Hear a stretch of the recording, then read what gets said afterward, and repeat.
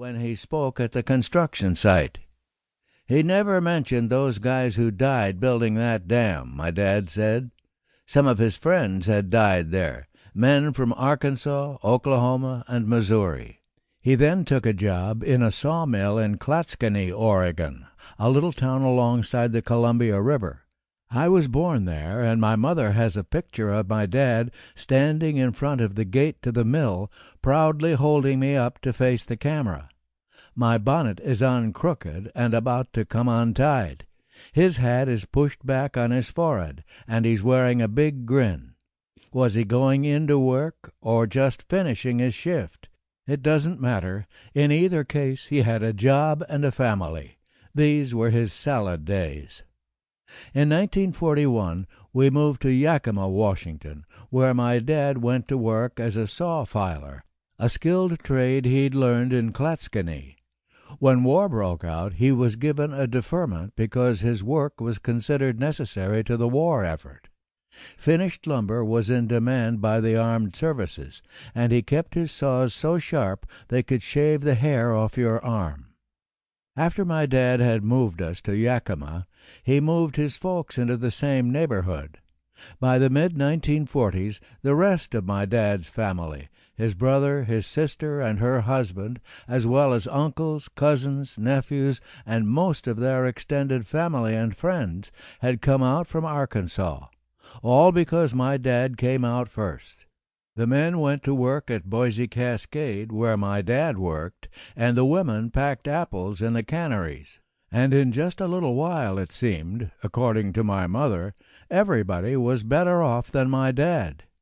Your dad couldn't keep money, my mother said. Money burned a hole in his pocket. He was always doing for others. The first house I clearly remember living in, at 1515 South 15th Street in Yakima, had an outdoor toilet. On Halloween night, or just any night for the hell of it, neighbor kids in their early teens, would carry our toilet away and leave it next to the road. My dad would have to get somebody to help him bring it home.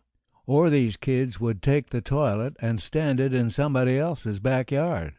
Once they actually set it on fire.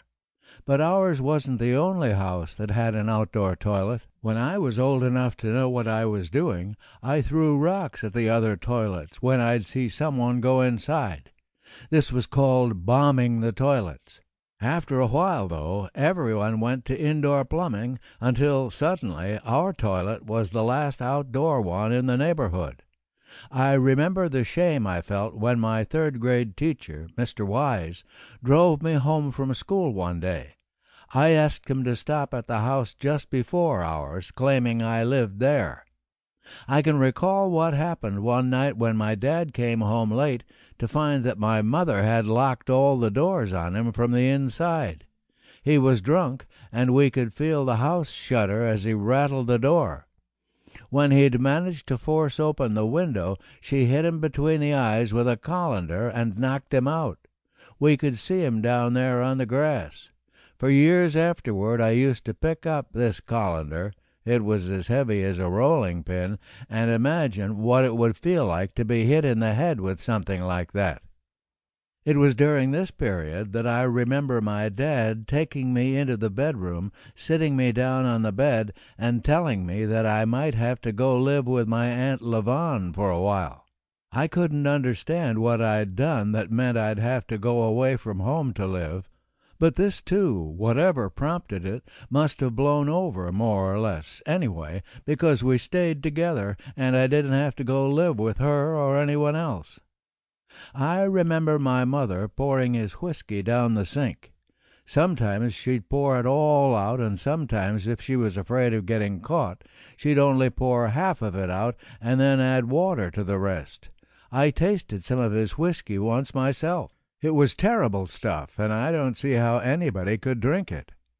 After a long time without one, we finally got a car in 1949 or 1950, a 1938 Ford. But it threw a rod the first week we had it, and my dad had to have the motor rebuilt. We drove the oldest car in town, my mother said.